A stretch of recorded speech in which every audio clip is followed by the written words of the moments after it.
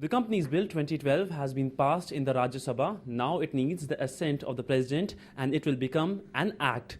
The Companies Act of 2012. With me is Corporate Affairs Minister Sachin Pilot. Sir, welcome to Doordarshan News and congratulations. So your first reactions, a battle won? It wasn't a battle. It's certainly an effort that all of us put in. This bill has been in the Parliament arena for about almost a decade. And I'm quite happy that after all this effort, this bill has now finally on its way to becoming law. I think it's a very forward-looking bill. It's a reformist bill. It will, I think, to my mind, give a lot of confidence and a lot of boost to the Indian economy, to our corporate world. It will bring about a new era in the Indian economy. So, what are the key points in this bill which it separates from the previous Companies Act of 1956? Well, like you said, the previous act dates back to 56. Now, 6 decades have passed. India has changed. Our economy has changed. The concept of e-commerce didn't exist. There was no mobile telephony, no internet.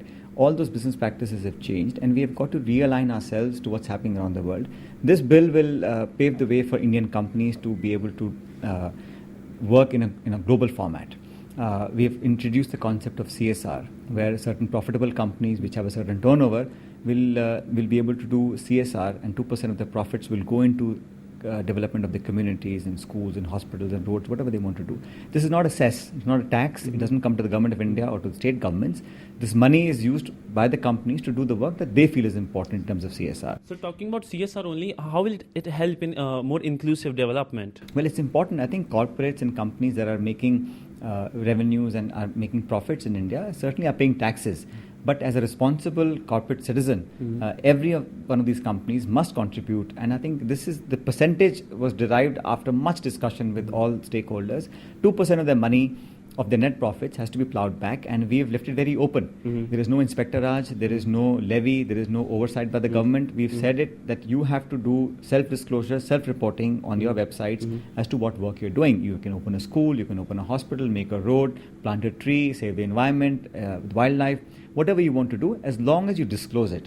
And the board on the committee, the CSR committee, has to approve the project. It should be timeline driven, it should help the area. And I say this oftentimes because companies do a lot of sponsorships. That's for commercial value. You know, you get eyeballs, you get people to see your company. But this CSR will endear the companies in the communities in which they are working. So how will this bill prevent frauds and especially bring more corporate transparency and corporate governance? The mainstay of this bill is good corporate governance. The top management, the board, they have to act responsibly. You have to protect the rights of shareholders. We've also got a lot of strength to protect fraud. You see, once fraud happens, when a scandal breaks out, people have run away with the money and the investors lose out. We've got to be able to detect fraud before it happens. So we're using technology to be able to detect that. We are now putting more independent directors on the board, and we've made a provision that a company of a certain turnover has to mandatorily have at least one woman on his board.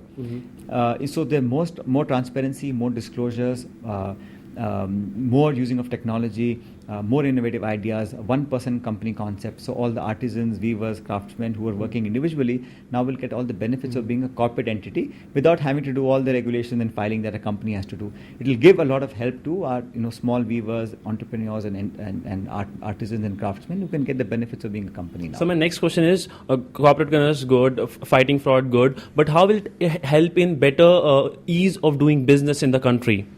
Well, that's very important. I think this bill will also give the message to the community, not just in India but overseas, that India, by the way, still remains the second fastest growing economy of its size.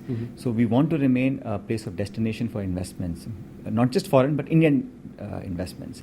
So you think this bill, when it becomes an act, will be a major game changer for the corporate sector? I'm fully confident that this is going to give real impetus and real push in the corporate sector. It will give a sense of energization in our economy. It will give confidence to the investing community. It will give sense of security to the shareholders. It will give a lot of boost to our economic progress. And India, I think in the next 6 to 12 months, you will see a huge change in the sentiments regarding the investment climate. Thank you so much. So that was the Corporate Affairs Minister talking exclusively to Doordarshan News, saying that the Companies Bill of 2012 will be a game changer. With camera person Gopal, this is Siddhant Sibal, DD News, New Delhi.